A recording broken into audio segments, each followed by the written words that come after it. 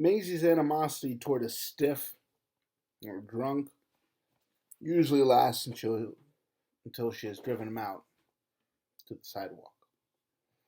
Then, almost invariably, she becomes contrite and apologetic. "Look, buddy, I'm sorry," she said one afternoon recently to a drunk she had chased out because he had been screaming, "Sissy! Sissy!" at George Raft during the showing of a prison picture called Each Dawn I Die. "If you didn't see the whole show," she continued, "you can go back in." "Oh, Mazie," said the drunk, "I've seen it 3 times. "Here then," she said, handing him a dime. "Go get yourself a drink." While the drunk's ears were still red from Mazie's blows, he grinned. "You got a heart of gold, Mazie," he said. "You my sweetheart." "Okay, buddy," Mazie said, stepping back in the cage. "You quit acting like a goddamn jackass, and I'll be your sweetheart." The Venice is a family enterprise. It is owned by Mazie and 2 sisters.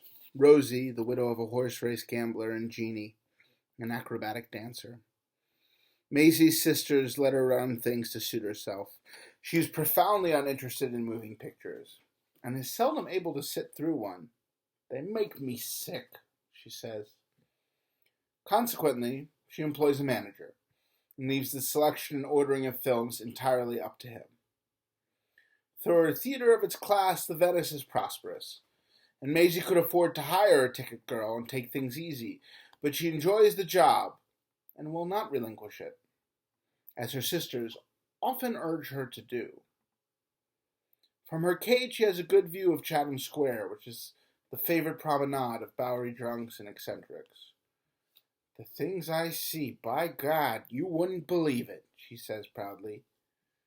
When she catches sight of a person she knows among the passers-by, she sticks her face up to the round hole in the front window of her cage and shouts a greeting.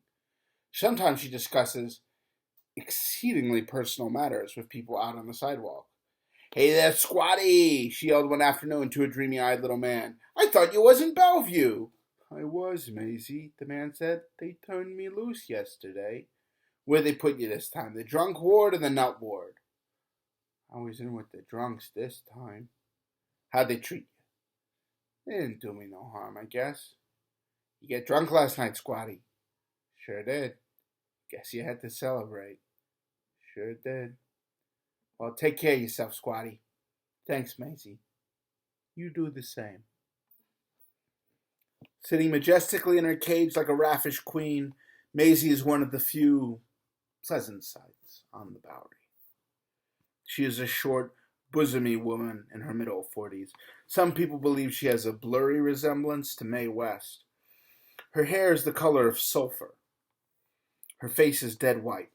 She wears a smudge of rouge the size of a silver dollar on each cheek. Her eyes are sleepy and droopy-lidded. On duty, she often wears a green celluloid eyeshade. She almost always has a cigarette hanging from a corner of her mouth, and this makes her look haughty. Like a movie croupier, she can smoke a cigarette down to the end and not take it from her mouth once, even while talking.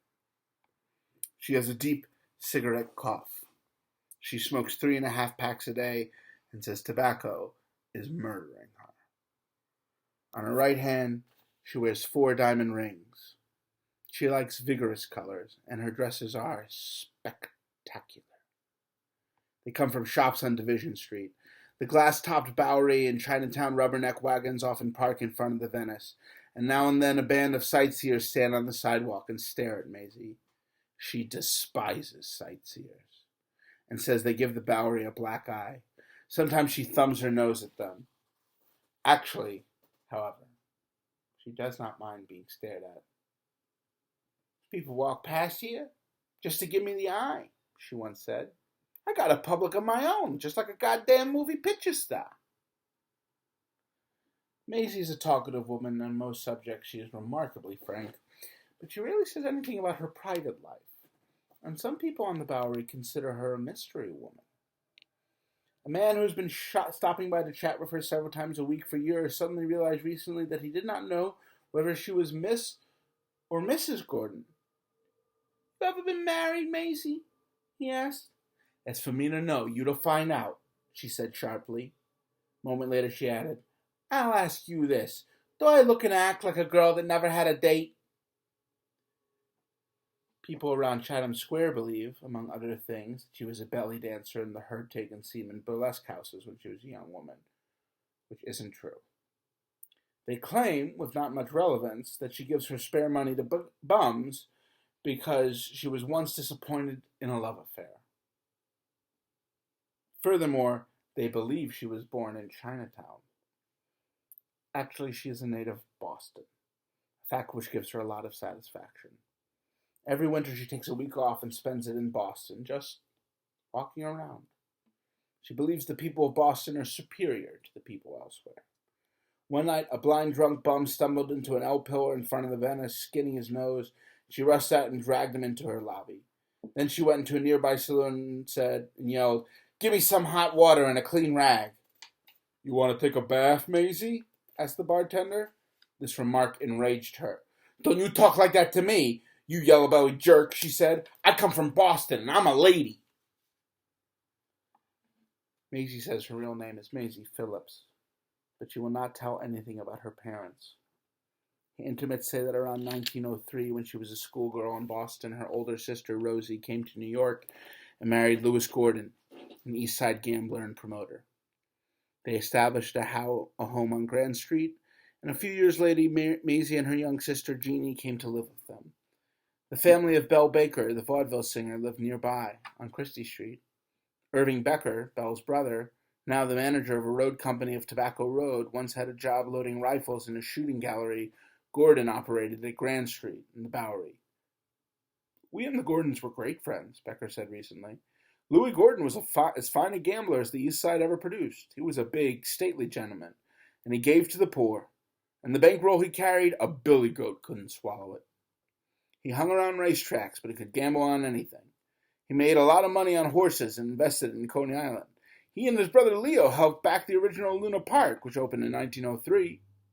He was one of those silent gamblers. Never said anything about himself. Gave everybody a fair shake. He didn't have a thing to hide, but he just never said nothing about himself. All the Gordons were that way. In 1914, Gordon opened a moving picture theater in a building he owned on Park Row, naming it the Venice, after an Italian restaurant in Coney Island whose spaghetti he liked. After operating it 4 years, he found that it kept him away from the tracks, and he gave it to Rosie, who had been working in the ticket cage. The next year, he sold his Bowery shooting gallery, in which, for several months, Mazie had been running a candy and root beer concession.